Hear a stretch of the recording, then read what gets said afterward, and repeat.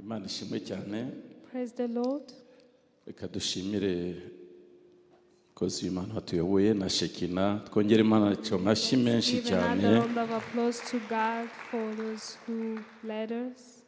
Turongera rero gushima Imana kubw'uyu mugoroba w'umugisha. We also thank God for the beautiful evening. Kwa kabiri abo twari kumwe twaganiye hejuru y'ijambo ry'Imana turisengeramo. We were together on Tuesday, we read the word and prayed through it. Tubona hariya muri Nehemiya ibice 4 guhera ku murongo waho wa 10. Amen. Twaraganiye twerekana uburyo ki iyo umuntu afite umugambi w'Imana. Nehemiya arafite umugambi wo kubaka ari umugambi w'Imana. Nehemiah had a plan to build when it was a igihe cyose hari umugambi w'Imana na Satani abacura umugambi we buri gihe. Whenever you are doing the will of God, the devil is always watching. Baje kubaka batazi yuko hari abanzi bazabarwanya, bumva yuko ari umugambi w'Imana. Baje kubaka inkike z'i Yerusalemu ndetse n'amarembo yahiye baje kuyasana, ariko ntibari bazi yuko bazahura n'iki n'abanzi babarwanya. As Nehemiah and the whole team came to build the pillars in Jerusalem, they did not know that there was the devil who will come to fight against them, even though it was the will of God. Baza kumenya yuko hari abanzi babarwanya ndetse badashaka yuko umurimo wakomeza. They came to know that they have the enemies who don't even want them to continue to proceed with the project. Ariko Nehemiya ntabwo yigeze acika intege, ahubwo yagize ati yaramaramaje abwira imfura arababwira ati rwose ntimucike intege, mwibuke Uwiteka Imana yanyu ikomeye ifite amaboko y'igitinyiro, ntimutinye mukomeze urugamba mukora umurimo. But Nehemiah did not stop. Instead, he continued to strengthen his fellows, telling them that they have a great God. Hallelujah. Ntimutinye, ariko igituma mudatinya ni ukwibuka Imana yanyu ikomeye cyane y'amaboko yabarwaniye kirya gihe. Mu yandi magambo n'ubundi ni ikibarwanira kandi nizakomeza no kubarwanirira, ntimutinye. He continued to strengthen them, telling them that the God they have is great, and as he fought for them back then, he will fight for them again. So do not be afraid. Hallelujah. Hallelujah. Hallelujah. Tuza kureba ukuntu umugambi w'Imana w'umuryango ukuntu umwanzi agira ate awurwanya umunsi ku wundi. And we came to look at how the devil fight against family and how God is the will of God. Iyo adaciye ku mugabo aca ku mugore, iyo adaciye ku mugore aca ku mwana, iyo adaciye ku mwana aca ku muryango, iyo adaciye ku muryango afite inzira nyinshi zo kugira utse ngo arwanye umugambi w'Imana mu muryango. The devil has so many ways to fight against a family. He can use a husband, a wife, or children, and everyone in the house. Iyo adaciye ku butunzi aca ku byaha, iyo adaciye ku byaha aca, ni byinshi acamo kugira ngo agire atse agirire nabi iki umuryango. If he doesn't find the house members, he goes to your wealth, even what you don't have or possess by that time. Ariko turashima Imana yuko yabonye umuti nta wundi. Muri uyu mugoroba turavuga Yesu nk'umuti w'ibyo bibazo byose, Yesu nk'urufatiro rw'ibyo bibazo byose. We thank God that He has given us the answer, who's Jesus Christ, and He's the response to every question. Hallelujah. Amen. Abo tukumvuga hallelujah. Amen. Reka dusenge. Mana yacu turagushimye. We thank you, God. Tugushimiye kuri uyu mugoroba umugisha. We thank you for a blessed evening. Tugushimiye kuri kumwe natwe muri uyu mugoroba. We thank you that you're with us tonight. Abaje bose bizeye ko baje gusanga wowe. Everyone has come knowing they are coming in your presence. Kuganira nawe. To talk to you. Kuganirizwa nawe. To be talked by you. Kwigishwa nawe. To be taught by guhugurwa nawe. To be counseled by you. Gukomezwa nawe. To be strengthened by you. Mu izina rya Yesu Kristo nibyo dukeneye nibyo twakiriye. Urakoze mwami Imana yacu kubw'uyu mugoroba umugisha. Kubyo wageneye buri wese. For everything that everyone desires. Mu izina rya Yesu. In the name of Jesus. Amen. Amen. Turakiriye abavuye mu ivugabutumwa, turabona Charles, turabona Madame n'abandi mubaha amashyi. Turabona mwene data Samu, abari bagiye mwese Imana ibagire neza. Amen. Everyone had gone for evangelism, and may God bless you. Nejo bazakomeza guhera saa 9 kugeza saa 12 bazakomeza, ndetse no kwa gatandatu. Rero ushaka umunsi umwe muri ibyo nawe ujya aha haruguru hari imirimo ireze, naho imirimo ireze, no hirya imirimo ireze, hasigaye mwabasaruzi mwe, nimugende mu mirima mujye gusarura. Imana ibagire neza. We have so many harvests and we need harvesters. Tugiye kuganira mu mwanya Yesu niwe rufatiro rw'umuryango. Jesus is the pillar of a family. Imana yashimye yuko nta rundi rufatiro yatanga usibye Yesu wenyine niwe rufatiro rutanyeganyega rw'imiryango yacu. God found no other pillar rather than Jesus to be a pillar of all our families. Tugiye kubanza turebe umuryango uhora ku mutima w'Imana. Imana ihorana ku mutima wayo, ihorana iki? Umuryango, kugira ngo iwurengere utabare. God always has a family on his heart so that he can sustain it and fight for it. Icyambere umwuka wera yatumenyesheje muri Zaburi 127 nuko yatweretse yuko iyo Uwiteka atarubatse inzu abayubaka babaruhira ubusa. And the Bible shows us in Psalms 127:1 that if God is not the one who constructs, the builders are building in vain. Umwuka wera arabishimangira ngo mwandika aya magambo n'abazayasoma bazayihutire bamenye ngo iyo Uwiteka atari wubatse inzu abayubaka bose baba baruhira ubusa.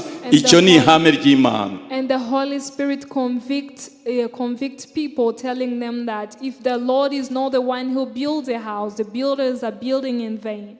Mu yandi magambo, kumenya yuko wowe n'Uwiteka niho washobora, utabishyize mu Uwiteka ntacyo washobora. Uwiteka niwe wakubakira, Uwiteka niwe wakubakira urugo rwawe. Niwe iyo atubatse abubaka bose baba baruhira ubusa. In other words, if you do something by yourself without the Lord, you will fail. But if you do everything with God and you have a plan to build your home, He is the one who will sustain you. Hano hanze strategy ni nyinshi, uburyo ni bwinshi, inzira ni nyinshi, wahitamo, watoranya, ariko ndakubwira muri uyu mugoroba ngo Uwiteka atabirimo uburuhira ubusa. There are so many strategies to build a family or a home, but if you don't have God and He's not the one leading your home, then you are doing it in vain. Kuko urugo ni umushinga w'Imana, ni Imana yawutangije, ni Imana iwuherekeje kuzageza ku mperuka. Urugo ni umushinga w'Imana. Marriage is a project of God. Mwavuze ngo amen abankurikira. Muvuge haleluya. Hallelujah. Matayo 19 umurongo wa 4 no 6 mwumve na Yesu ko yavuze. Matthew chapter 19 verse 4 it says, nawe arabasubiza ati ntimwari mwasoma yuko yaremye mbere yaremye umugabo n'umugore. And he answered and said to them, have you not read that he who made them at the beginning made them male? Yaremye mbere. The one who made. Yaremye umugabo n'umugore. He made them male and female. Ikababwira iti nicyo gituma umuntu azasiga se na nyina akabana n'umugore we akaramata, bombi bakaba umubiri umwe. And say, for this reason a man shall leave his father and mother and be joined to his wife, and the two shall become one flesh. Natekere kuri iri jambo. I thought of this word. Umuntu ugira makete y'inzu akamenya aho icyumba azagishyira, akamenya aho icyumba kinini azagishyira, akamenya icyumba gito cy'abashyitsi, akamenya aho iki muri makete. Imana nayo iravuga ati igira makete y'urugo, itangiye kuri makete, izi neza yuko umugabo n'umugore bashyize hamwe, hanyuma umugabo akasiga se na nyina akabana n'umugore we akaramata, bombi bagahinduka umubiri umwe. Imana ibishyiraho nka makete irangije igiritse, irabirema, irabyuzuza. muvuge ngo as a amen. man plans makes a plan of how they're going to build their house, the same way God planned and said, I'll bring a man and a woman together and make them of one flesh and make their home. Bituma batakiri babiri ahubwo babaye umubiri umwe. Nuko iki Imana yateranije hamwe umuntu ntakagitandukanye, muvuge ngo amen. So then they are no longer two but one flesh. Therefore, what God has joined together, let no man separate, and that's the plan of God. Yesu abibutsa proje y'Imana ku rugo k'umugabo n'umugore, abibukije proje y'Imana. And Jesus is here to remind you of the plan of God. Pemporte uko Satani yaza agatera urugo, ariko iyi niyo maketse Imana yateguye kugira ngo umugabo n'umugore babane akaramata kandi babe umubiri umwe. So though Satan can come and attack a family, but still it's the plan of God to bring two together and make them one and make a home. Iyo uvuze ko umugabo n'umugore Imana yabaremye ngo babumwe bahinduke umubiri umwe, abantu bashobora kugutera amabuye kuko kubwabo bumva yuko gutandukana byoroshye. Ku Mana iyo yabahuje iba yabahinduye umwe.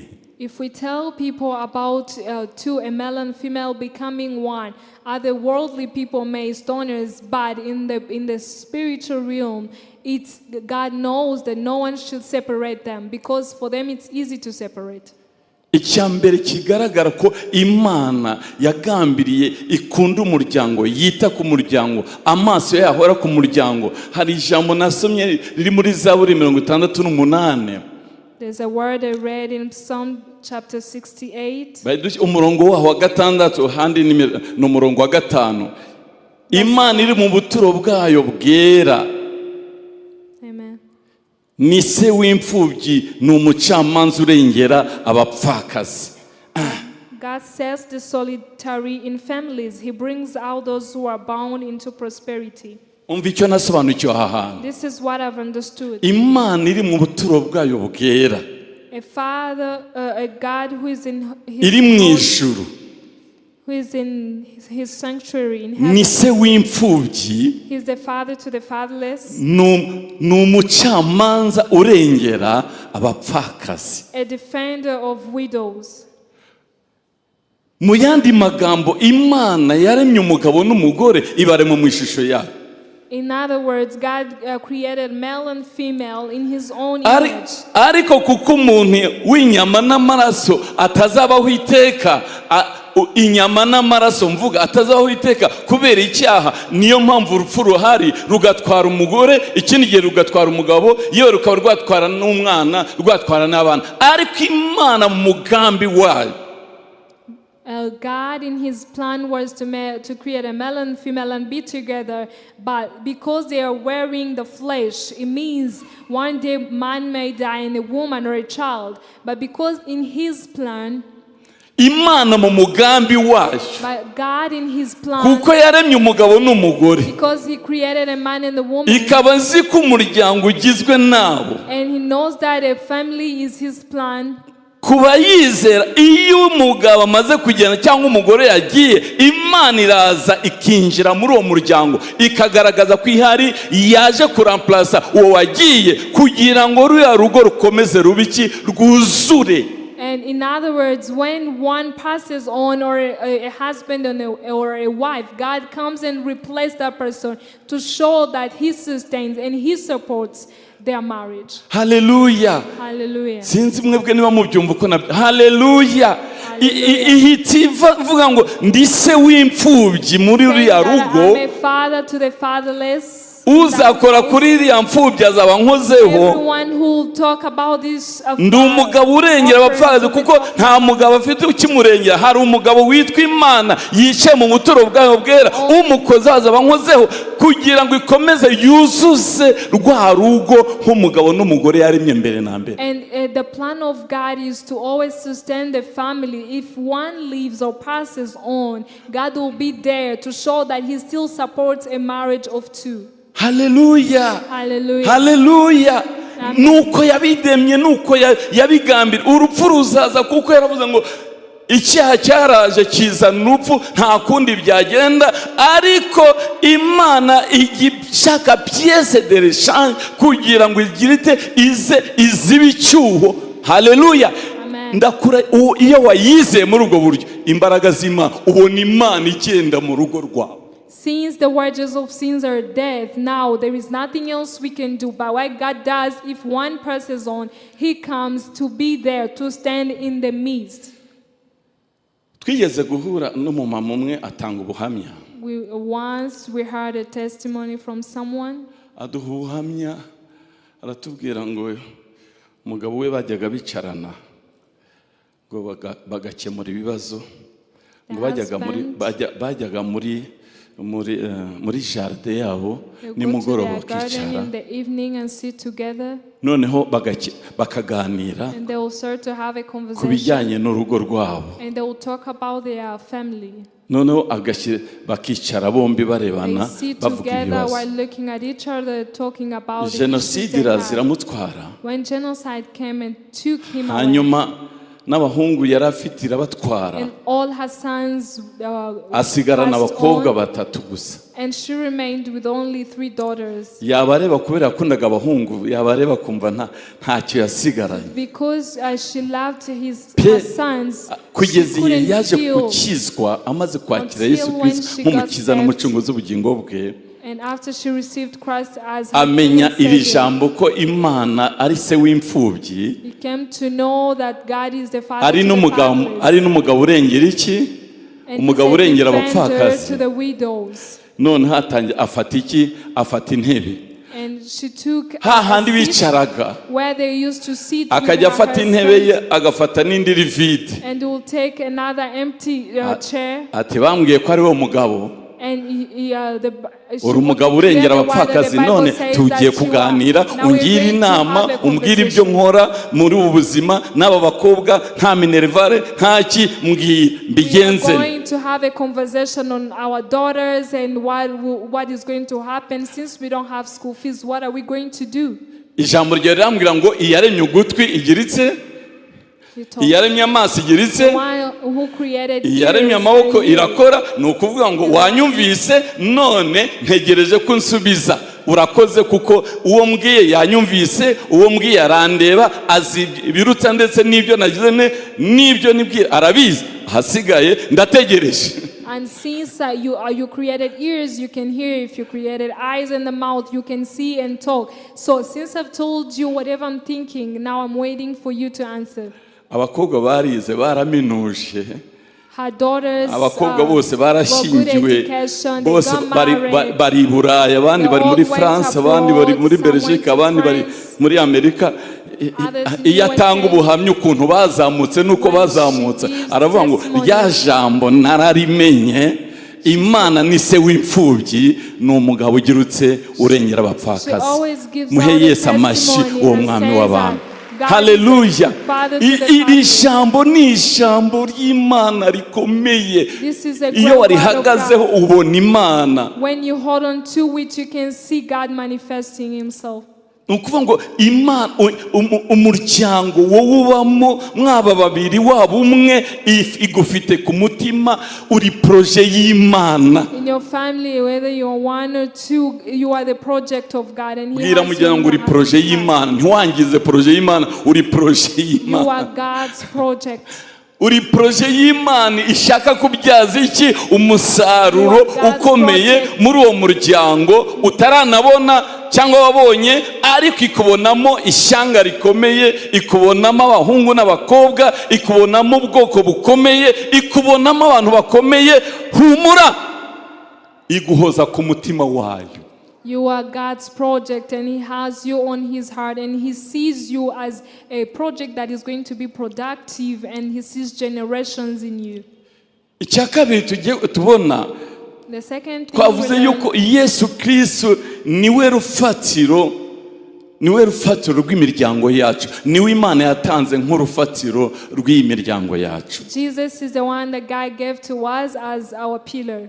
ariko mbere yaho turabona Yesu abishusho y'Imana, azana ishusho y'Imana twatagaje mu ngo by'Edeni, azazanye iki? Ya shusho yatakaye ubwo umwanzi yagiragatse, ubwo umwanzi yaduteraga. Turabona ishusho y'Imana, and we see Jesus as the image of God that we once lost, and now it's found in Jesus Christ.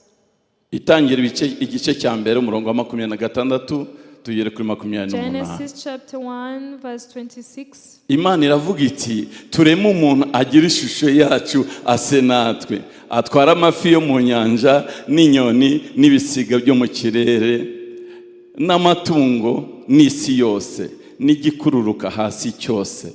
Imana irema umuntu ngo agire ishusho yayo, afite ishusho y'Imana niko yamuremye, umugabo n'umugore niko yabaremye. Imana ibahe umugisha. Imana irababwira iti mwororoke, mugwire, mwuzure isi, mwimenyereze ibiyirimo, mutware amafi yo mu nyanja n'inyoni n'ibisiga byo mu kirere n'ibintu byose bifite ubugingo byigenza ku isi. Amen. Amen. Abaheburayo igice cya mbere, Hebrews chapter 1, duhereye ku murongo wa mbere tugeza kwa 3. from verse 1 up to 3. Yego. Kera Imana yavuganiye n'abasogokuruza mu kanwa k'abahanuzi mu bihe byinshi no mu buryo bwinshi, naho muri iyi minsi y'imperuka yavuganiye natwe mu kanwa k'umwana wayo, uwo yashyiriyeho kuba umurago wa byose, ari we yaremesheje isi. 3. Uwo kuko ari we kurabagirana k'ubwiza bwayo n'ishusho ya kamere yayo, kandi akaba ari we uramiza byose ijambo ry'imbaraga ze, amaze kweza no gukuraho ibyaha byacu, yicara iburyo by'ikomeye cyane yo mu ijuru. Muvuge ngo amen. Amen. Muvuge ngo amen. Amen. Ni murebe umugambi w'Imana. See the plan of God. Tumaze gutakaza ishusho y'Imana, ariyo kamere y'Imana, kubera icyaha twahuye nacyo mu ngobyi ya Edeni. Now we have lost the image of God because of a sin we made in Eden. Imana yongera kugambira kutwoherereza indi shusho yayo kugira ngo uwakira umwami Yesu abe yongeye kwakira iki? Abe yongeye kwakira ya kamere y'Imana twatakaje mu ngobyi y'Edeni, twongere tuyakire muri Kristo Yesu, ariwe kamere y'Imana cyangwa ishusho yo kurabagirana ku bwiza bwayo. And God planned to bring back us to himself by giving us Jesus, so that we can receive Jesus and receive the nature of God. Muvuge ngo amen. Amen. Hallelujah. Amen. Kristo niwe shusho y'Imana, yaturemye mu ishusho yayo, dutakaza ishusho yayo kubw'icyaha, hanyuma itugara Kristo shusho y'Imana kugira ngo umwakire wese yongere yakire ya kamere y'Imana twatakaje kubw'icyaha. As we once lost the image of God by the sins, God brought us Jesus, so that whoever receives him will receive back the image of God in his own. Abaroma igice cya 8 umurongo wa 29 turabibona neza, kuko abo yamenye kera, yabatoranije kera gushushanywa n'ishusho yande y'umwana wayo.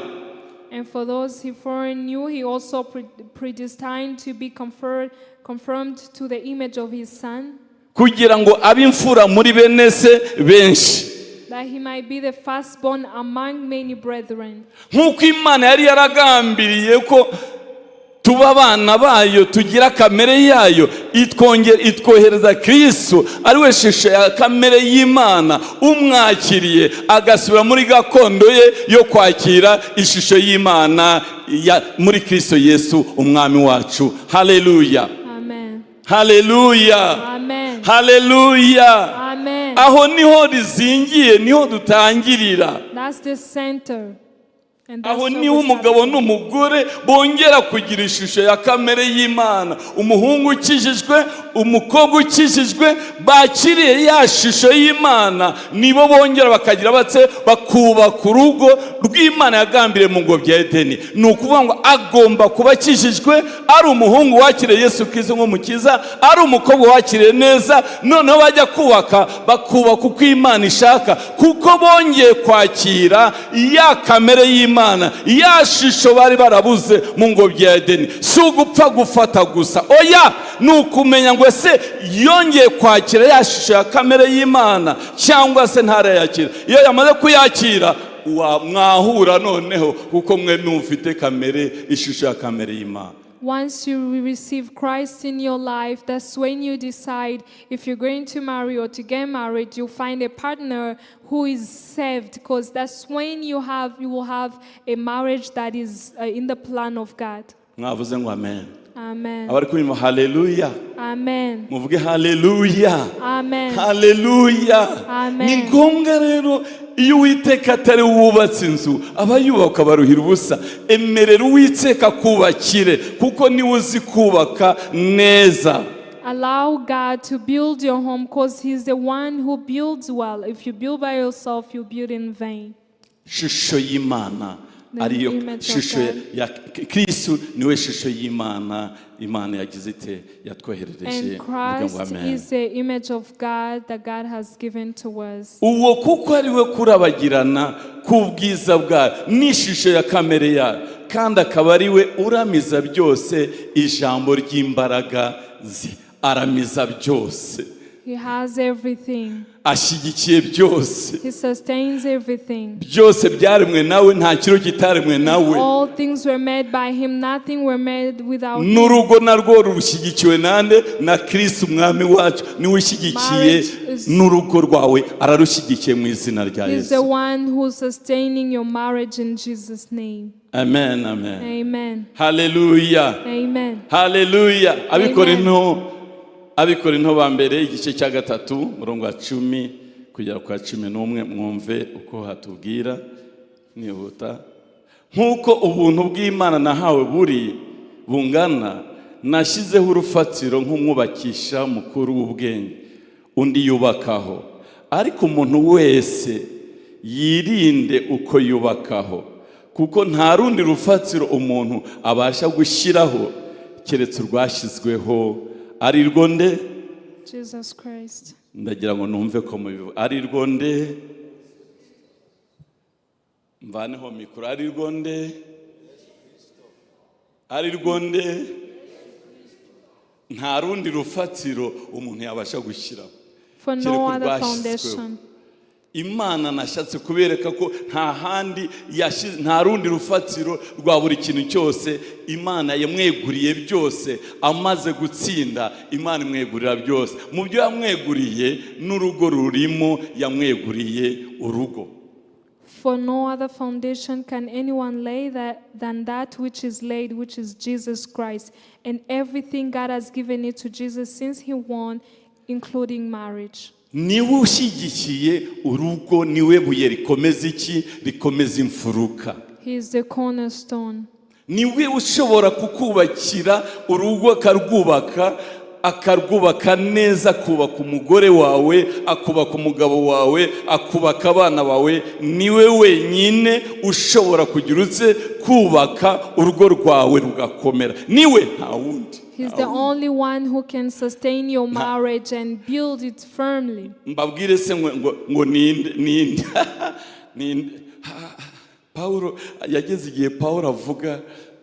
He got to the extent where Paul said, yageze avuga ngo ibyarindamu yanjye byose mbireba nk'amase, nta kintu na kimwe nshobora guhagararaho, si ubwoko bwanjye, si idini ryanjye, si umuryango wanjye, gusa icyo nshaka kumenya, ndashaka kumenya Kristo wamfiriye akanzukira, nta kindi.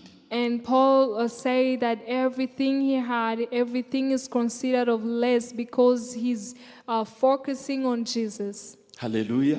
Amen. Haleluya. Amen. Iyo umuntu asubiye inyuma agatekereza ukareba aho wavuye ukareba ibyo Yesu yakoze. When you think about what Jesus did, Ibi mbabwira gukizwa ukuba kukijijwe ufite icyo uhagazeho ndabigeraho mu kanya.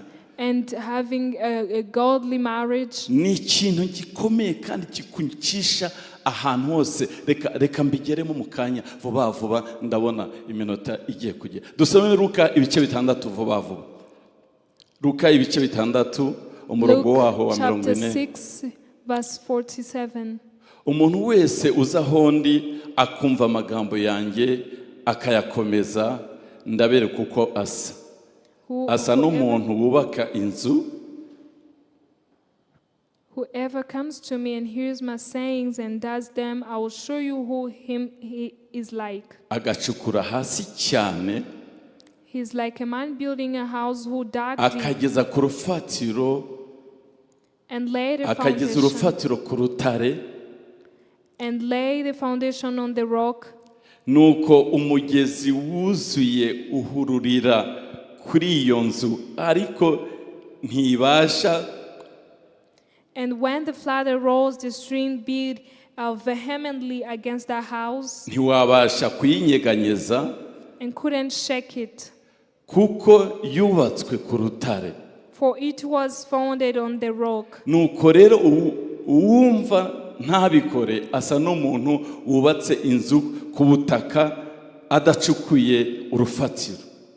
But he who heard and did nothing is like a man who built a house on the earth. Kuko umugezi uyihururiraho ako kanya ikagwa, without a foundation, against which the stream beat vehemently. Kandi kurimbuka kwayo kwabaye kubi. Muvuge ngo amen. And immediately it fell, and the ruin of the house was great. Niba mwakurikije muvuge haleluya. Hallelujah. Haleluya. Hallelujah. Ndababwira iki kintu komeye cyane kumenye yuko Yesu Kristo niwe rufatiro rukomeye rwubaka, niwe rufatiro Imana yaduhaye twubakaho inzo zacu. It's great to know that Jesus is the cornerstone. He is a pillar that we need to build on. Luka we arabisobanura arerekana yuko icyambere uyu muntu ufata ijambo ry'Imana karikomeza. And Luke said it well, that when you hold on to what you've heard from God, ahanye n'umuntu wagiye kubaka inzu agacukura cyane akagera ku rutare, is equal to the person who dug deep and laid foundation on the rock. Abubatsi barabizi naha mu mujyi baracukura cyane akagera ku butaka bugize butse bukomeye bakabona kwashira iki, bakabona kwashira urufatiro. And the builders know it. They dug deep until when they reach on the rock, and that's when they lay the foundation. Ariko Luka warabyerekana ngo agacukura cyane kugira ngo agere ku rutare, none hatangira kugira utse kuhashinga inzu kuko yabonye urutare. And they dig deep so that they can reach on the rock, and that's when they start to build their house. Matayo nawe akavuga ngo akubaka akabona urutare, agacukura akabona urutare, agashinga inzu kuri urwo rutare, imvura ikagwa, imivu igatemba, imiyaga igahuha, bikikubita kuri iyo nzu ntishobore kugirutse, ntishobore guhirima kubera yubatse ku rutare. And Matthew say that this house they dug down deep, and they reached on the rock. They built a house. The heavy rain came and the flood, but they couldn't shake it. Muvuge ngo amen. Hallelujah. Amen. Hallelujah. Amen. Munkurije hallelujah. Amen. Paulo rero arereka ko nta rundi rufatiro yashizeho kereka Kristo nirwo rufatiro yashizeho, nta rundi rufatiro yabigishije, urufatiro ni Kristo wenyine. And Paul was showing that there is no other foundation we have apart from Jesus. Nta yindi filozofi yabahaye, there is no other philosophy nta yandi mateka yabigishije, there is no other history he taught them. Ahubwo uwo yabihaye ni Kristo wenyine, niwe rufatiro ruzima rw'ubuzima bwabo bwose bwo kwizera kwabo, bw'agakiza kabo ni Yesu wenyine. And what he gave to them was Jesus, the Jesus of their faith. Hallelujah. Amen. Turabona Matayo arerekana ko imvura ishobora kugwa. So that Matthew was showing imivu that igatemba rain was going to imiyaga rain, and the igahuha flood and the wind. bikikubita kuri ayo mazu uko ari yombi They come and fall onto imwe the house. ntinyeganyege ariko indi ikagwa cyane. One even to be shaken and another one falls down. yerekana na Luka niko abyerekana, we arerekana ko ari umugezi wagizutse wuzuye ugasendera, none umaze gusendera amazi agiratse aragenda ajya kugwa kuri iyo nzu igiritse irakomera ntiyanyeganyega, ariko wubatse ku butaka gusa nuko umugezi uhururiraho iragwa hasi. It was showing that a river became big and overflowed to the house, two houses. The one was strong and another one was not strong, and one fell, another one resisted. Kububatse rero, For those who kubamaze kubaka no kubatarubaka, have already built, sobanukirwa iki kintu, you need to understand this. sobanukirwa iki You kintu, need to understand this. kwizera kwawe Your faith kushingiye ku ijambo is wakiriye, based on the word you have received. kwishingiye ku ijambo wemeye, It's based on the word you have heard and understood. kwizera kwawe gushingiye ku ijambo wumvise. It's based on the word you've heard. Ugomba kuritunga umunsi ku You wundi, need to keep it each and every day. ugomba kurizirikana umunsi ku You wundi, need to hold on to it kuko daily. igihe cy'imvura cyo ntijya cyura. For the season of rain, will Imvura always ntijya be- ibura mu buzima, iragwa. there will always come a season of rain. Imivu ntijya ibura mu buzima, igigwa. The Imivu floods will igitemba, always be there. imiyaga igihuha mu buzima. The winds will always be Ari there. ibyo washaka cyangwa utabishaka, ibyo Whether bijya biza whether mu you like- buzima bw'abashakanye. Either you like it or not, these things come in marriage. Haleluya, Hallelujah. haleluya. Ariko Hallelujah. abakristo twebwe tugomba kumenya ngo byaje ni gute nk'umugabo ndi buhagarare. And you should know that as a Christian, if these things come against us, what are we Imvura going to yaguye ndahagarara nte? do? If it rains, how am I going to stand? Ni iki negamira?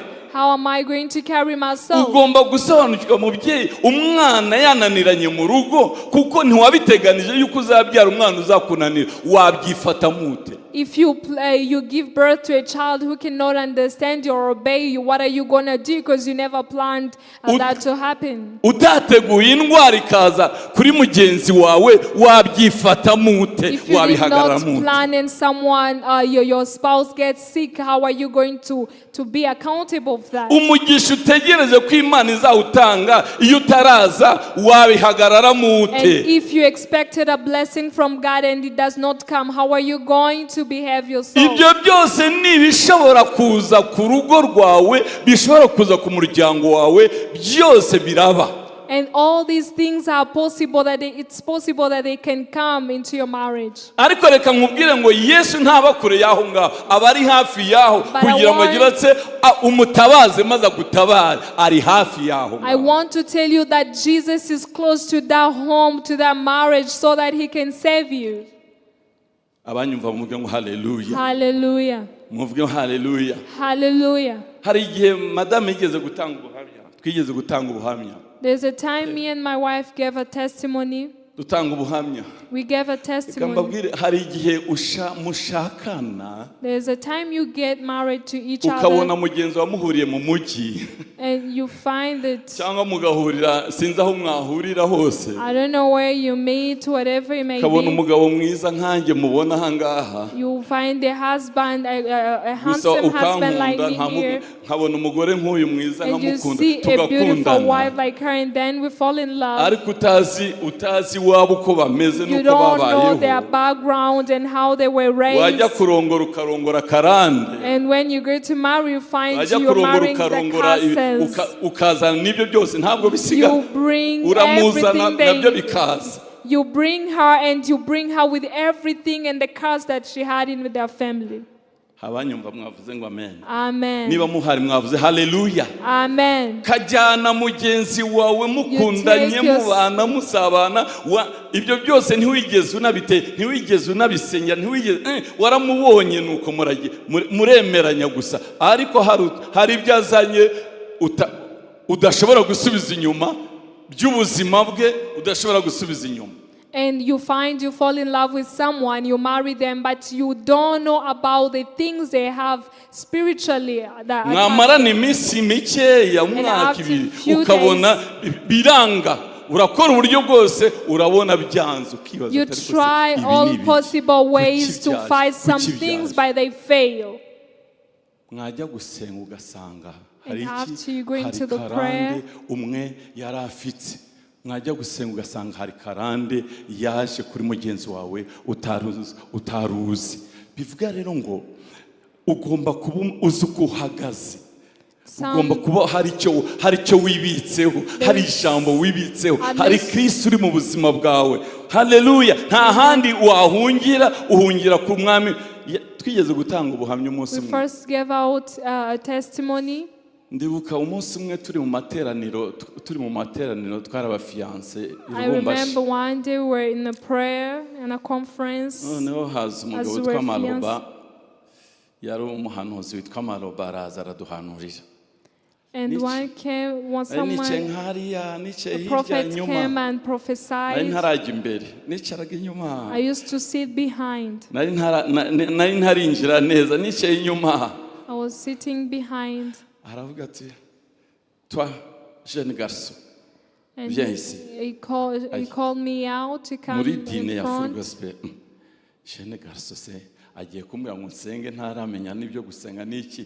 Is he going to ask me to pray even before I know how to pray? He started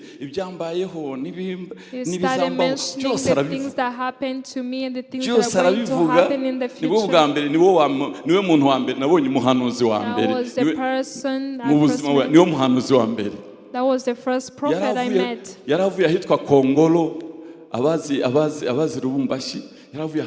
was from Congo, Lubumbashi. baramubwira bati même sa fiancée elle est ici, fiancée we nawe ari hano. Nuko aramuhamagara nawe ati nazi, ari mupfukame. Nuko arahanura amubwira amagambo. And then he prophesied to me and my fiancée. And my wife received the word. kugera yaramufite levo we muri we yize no muri ekodime. Giwe ntabwo nize muri ekodime murumva. Yarafite no ntagira ijambo. She had a takeaway because she went she tuguye mu bibazo twaguyemo yarafite ijambo. She had a word. Marobo yamubwiye giwe nubwo ntanaryibuka ariko yari yaragibitse uyu mugabo Imana yamuguhaye uzamushyigikira mu bibi no mu byiza. And the prophet asked her if she will support me in good and bad. Tugani yarambwiye ati umukozi w'Imana yarambwiye ngo nzagushyigikira mu bihe byose, warwara warabigira mu bihe byose, mu bibi no mu byiza nzagushyigikira. Imbaraga yabonye zo kugira ngo twambuke ibyo twanyuzemo ni ijambo yari yibitseho. And the only thing that helped us when things happened, it's the word she had received. Mwavuze ngo haleluya. Amen. Ijambo wibitseho nizo mbaraga zawe. The word you have kept for yourself are your strength. Imvura ishobora kugwa. The rain will come. Imiyaga ishobora guhuha. And the wind will blow. Imivi ishobora kugwa. And the flood will come. Ariko kuko wubatswe ku ijambo, hari ijambo ufite mu buzima bwawe, ntuzanyeganyega mukobwa uri hano, ntuzanyeganyega muhungu uri hano. You will never be shaken. Ugomba kumenya icyo wibikaho, ntabwo ari uguterana gusa, ariko ugomba kuvuga ngo hari ijambo nabwiwe n'Imana, hari irema mbitse mu buzima bwanjye. That you should keep a word in your life that you got from God. Do not just attend church. Mwavuze ngo amen. Amen. Abari kumwe muvuge haleluya. Hallelujah. Shobora bijya binyeganyega, ibintu biraza byo bigahindagurika, ibyo utateganyaga mu rugo bikaza, ibyo utateganyaga ku mwana ukabona biravutse. Unplanned things come into marriage, and those you never expected, they come. abutate inshuti utate wajya kubona ukabona nizo zigize zite nizo ziguhagurukiye wajya kubona ibyo byose ugomba kumenya ko Kristo we ntajya nyeganyezwa n'ibyo ari byo byose ahora yemye umwegamiye ntazahirima na hato. And you should know that in marriage anything can happen, but Jesus is close. Yesu niwe rufatiro rutanyeganyega rw'urugo rwawe. He is the only pillar that can never be shaken, and he's the one that holding your marriage. Abanyuma mwavuze ngo amen. Amen. Mwavuze ngo hallelujah. Hallelujah. Muvuge hallelujah. Hallelujah. Amen. Amen. Bikubwira ngo uyu mwami w'abami uyu mutware w'abatware, this King of Kings and the Lord of Lords. Amen.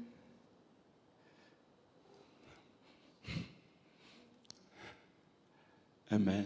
Amen.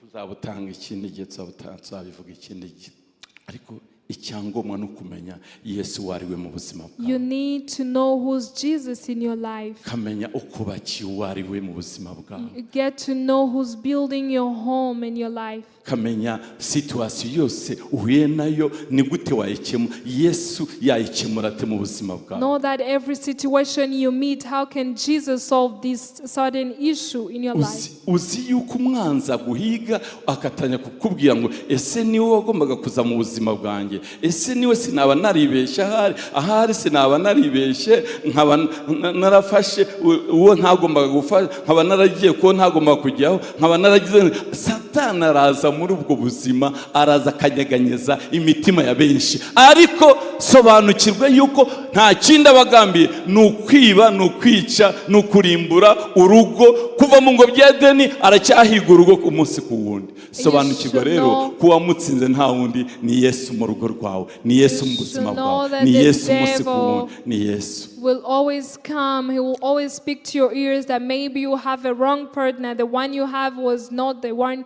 you're meant to be with. But know that mukomere Yesu amashi menshi. Amen. Hallelujah. Hallelujah. Hallelujah. Komera Yesu kubw'urugo rwa mugenzi wawe uri hano, kubw'umuryango we, kubw'abana be. Ibyo Yesu aracyabikorana bugingo n'ubu. Ntacyo bitwaye uko situation bimeze, Yesu arahari kugira ngo agiratse atunganye ibyagize bitse ibitaratungana. Yesu arahari azabitungana. No matter what, know that Jesus is there to fight your battles. Kuko niyo mwubatsi w'imiryango, niyo mwubatsi w'ingo, arahari, humura, azabitunganya neza. He is the builders of marriages. Since he's there, he's gonna make it right. Ndangirije kuri inkuru ya Petero na Yesu. Let's talk about Jesus and Peter. Muri Matayo ibice 14. Matthew chapter 14. Yesu arababwiye ngo nibambuke inyanja bajye hakurya. Jesus told them to go overseas. Ngo wasigara asenga. And he will stay behind praying. Asigara hakurya ari gusenga. And he remained close to church. church. None wasigaye hakurya asenga. As he was praying, ngo bageze hagati imuhengeri. As they were in the middle of the umuyaga ubatungura uturutse imbere yabo. And the wind came from in front. Ubwato umuyaga uhubanya ubwato ku buryo bendaga kurengerwa. And now the boat was about to drown. Ikintangaza kuri iki gice ngo nuko Yesu mu nkoko aragendagenda hejuru y'amazi agiye kugirutse agiye kubatabara, agenda hejuru y'iki y'amazi, agendesha amaguru hejuru y'amazi. And in the down, Jesus walked on the sea going to save them. Agendesha amaguru hejuru y'amazi. He walked by his feet on the water. Hallelujah. Hallelujah. Agendesha amaguru hejuru y'iki y'amazi. He walked by his feet on the water. Mu nkoko. In the down. Mu nkoko no kuvuga ngo nisanga hapariko. Saa 10. Saa 9 saa 10. Mu nkoko hahandi amazi harimo imbeho nyinshi n'umuyaga. Mu nkoko umuyaga wabaturutse imbere, wabuje gutera imbere, wabuje kugenda, agendesha amaguru hejuru y'iki, hejuru y'amazi. And he walked on the sea. Bakimubona simvuga uko bamwise baratinya bajya bona umuzimuje, ariko aravuga ngo muhumure ntabwo ndi umuzimu As nijuje they kubatabara. thought that he was a ghost, he said, "Behold, I am not a ghost." Petero aramubwira ati noneho niba ari wowe tegeka nanjye nze ngusange niba ari wowe. And Peter asked, "If then you are not the ghost, command me to come towards Petero you." ntiyumva n'icyo Yesu icyatumye Yesu agendesha amaguru hejuru y'amazi ko atari yo afere ya Petero, ahubwo yaje kugira ate, yaje kubatabara, umuyaga wabatutse imbere. Niba ari wowe tegeka noneho nanjye nze ngusanga. And if it's you, just command me to come towards you. Ariko kuko Yesu yashaka nawe kugira utse kumwigisha isomo ryo kwizera avuga ngwino. And Jesus said, "Come."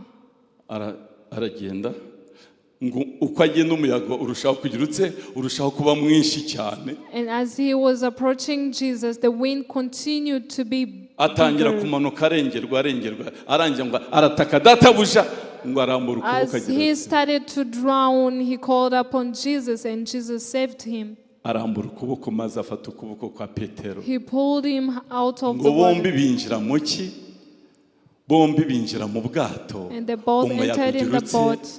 Umuyaga uratuza. And the wind became calm. Bombi binjira mu bwato, umuyaga They uratuza. both entered in the boat, Icyo nshatse and the kuvuga ni wind iki cyo numvise was muri iki calmed. gice. What I want to say is this. Icyambere Yesu niwe wababwiye ngo nibambuke. The first is that Jesus is the one who informed them to go Ni Yesu overseas. huza ni Yesu wabahuje.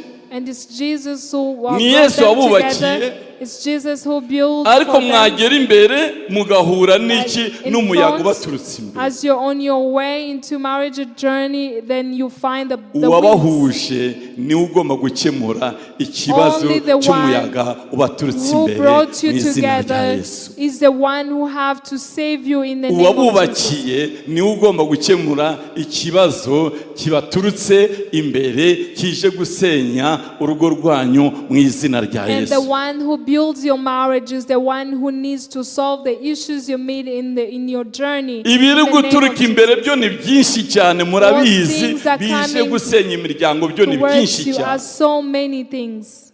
Haleluya. Amen. Ibyo turi kwiga dusengera biri kuza ejo hazaza ibindi, bukiye hazaza ibindi, ariko muri ibyo byose twizere Yesu Kristo niwe wenyine uzagirutse uzaturwanira. And we need to believe in Jesus because things will continue to come as we continue to pray. Abanyumva muvuge ngo amen. Amen. Abo turi kumwe muvuge ngo amen. Amen. Yesu niwe rufatiro rw'urugo rwawe, niwe rufatiro rw'umuryango wawe, niwe buye rikomeza imfuruka. Iyo arurimo nta kunyeganyezwa, umuyaga waza, imvura yaza, imiyaga yahuha, bizikubiteho bisanga ukomeye. Gundira Yesu wenyine aryo jambo ry'Imana uhakire mu izina rya Yesu. As Jesus is the cornerstone and the pillar of the marriage, he will always strengthen your home, and everything will come against it, but it will never be shaken because it's built on him. Wirangazwa n'imiyaga irahari, wirangazwa n'impungeri irahari, wirangazwa n'ibyo byose, tumbira Yesu wenyine niwe banze ryo Do kwizera. not be distracted by the things that come against you. Focus on Jesus. Shaka mu maso he, tumbira Yesu kuko na Petero yahamagaye Yesu ako kanya Yesu ayiratse amufata ukuboko amuvana. As Peter called out to Jesus, Jesus saved him immediately. May God do good to you and may he blesses you. Reka dusenge Imana. Let's pray. Twahaguruka tugasenga Imana We twese can all hamwe. stand up and pray together. Duhaguruke. Let's all stand up. Fata mugenzi wawe mu kiganza maze You can hold your yaba yubatse neighbor's Imana hand. ikomeze yubake ingo If zacu, they are in yaba tarubaka Imana ibategurire urugo rukomeye, urugo rushyigikiwe they're still mu izina rya single, pray Yesu. for them to Iyo bari have a kumwe godly n'abana, marriage. Imana irengera, Imana iba no muri urwo rugo, Imana yubaka abana ikubaka umugore bakomeza ibe mu rugo mu izina rya Yesu. Ni Yesu wenyine wabikora. Mana Data mu izina rya Yesu Kristo, zamura ijwi ubwira Imana, zamura ijwi ubwire Yesu ntiyahindutse, niwe wubaka ingo, iyo atubatse abubaka baruhira ubusa. Ongera uzamure Yesu. Haleluya. Mwuka wera w'Imana aganze, yongere yigishe, yongere ahugure bahugure mu izina rya Yesu. Turagushima Mana ikomeye, turagushima kuri ukwizerwa, turagushima ko watanze ijambo ryawe kugira ngo Mwami Imana yacu ribashe kubaka, ribashe kuturengera mu izina rya Yesu Kristo. Turasengera abera bari hano, turasengera ingo ziri hano, turasengera bibana mu izina rya Yesu. Nta numwe wasize, turabasabira Mwami imbaraga ziturutse mu ijuru. Abahungu bacu ubaha amaso abona, abakobwa bacu ubategurire kubaka neza mu izina rya Yesu. Umunezero wacu no kubona Mwami bubaka neza, batubaka Mwami ejo bazasenya mu izina rya Yesu. Turirukana umwuka wo gutandukana mu izina rya Yesu. Tuzubaka ingo zacu, tuzasazana, tuzabana karamata, tuzaba umubiri umwe nk'uko umugambi wawe wabigennye mu izina rya Yesu. Turangiza imigambi yose y'umwanzi mu izina rya Yesu, mu izina rya Yesu. Abakobwa bacu, abahungu bacu bazubaka neza mu izina rya Yesu, mu izina rya Yesu. Imyuka yose itera imiryango, itera ingo, turayirukanye mu izina rya Yesu. Ibibazo nubwo byaza uko byaza kose, Yesu rurutare rutanyeganyezwa n'ikibazo icyo ari cyo cyose. Turagushima kuri igisubizo cy'ibibazo byose. Nta kibazo na kimwe utakemura mu rugo, mu muryango, mu izina rya Yesu. Mwami Yesu, ongera utwubakire ingo, ongera utwubakire imiryango. Mwami Yesu, ongera udusura abahungu bacu, ububake. Ntabwo bashobora kubaka batarabanje kubakwa nawe. Ijambo ryaravuga ngo Uwiteka azabubaka muhinduka amabuye mazima, yubaka inzu y'umwuka mu izina rya Yesu.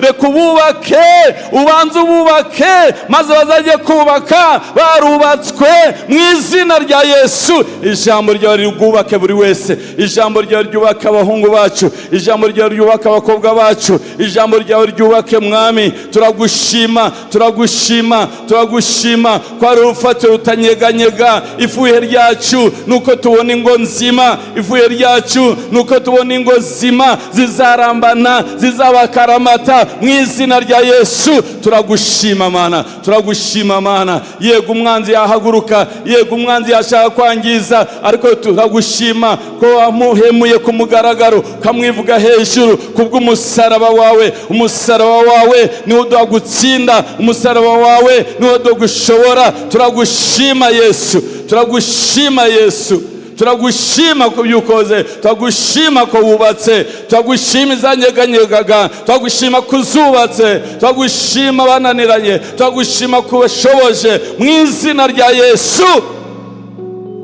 Ibyuho reka Mwami Imana yacu uyu munsi wa none byubakwe mu izina rya Yesu Kristo. Turagushima Mwami Yesu. Ijambo ryawe, urukundo rwawe, ubuntu bwawe bukomeze Mwami. Ubake, ubake, ubake, ubake ku rufatiro nyarwo, urufatiro rutanyeganyega. Iyi si irarangaje, iyi si ifite ibyayo, barayikorera publicité, ariko wowe niwe twamamaje uyu munsi wa none. Ntabwo isi izabubaka, isi ntabwo ifite ibyo kubaka ingo, ariko Yesu niwe ufite kubaka ingo. Yesu niwe ufite gushobora, ni wowe uzi umugambi wagambiriye kuva kera wo kubaka abagabo n'abagore ndetse n'abana. Turagushima kutanze Mwami Imana yacu. Haleluya. Ibyo dutegereje mu ngo, yaba ari abana, yaba Mwami Imana yacu ari ubumwe, ubusabane. Abana bagiye kure y'ababyeyi, turabagaruje mu izina rya Yesu. Kora igitangaza Mwami Yesu. Niwe ushobora kugarura, niwe ushobora kwigisha, niwe ushobora guhugura. Tugukomeye amashyi n'impundu nyinshi mu izina rya Yesu. Amen, amen, amen. Haleluya. Murakoze. Imana ibahe umugisha, muhoberane. Yesu niwe rufatiro rw'imiryango yacu, ni uzakomeza urugo rwawe. Imana ibagire neza. Murakoze.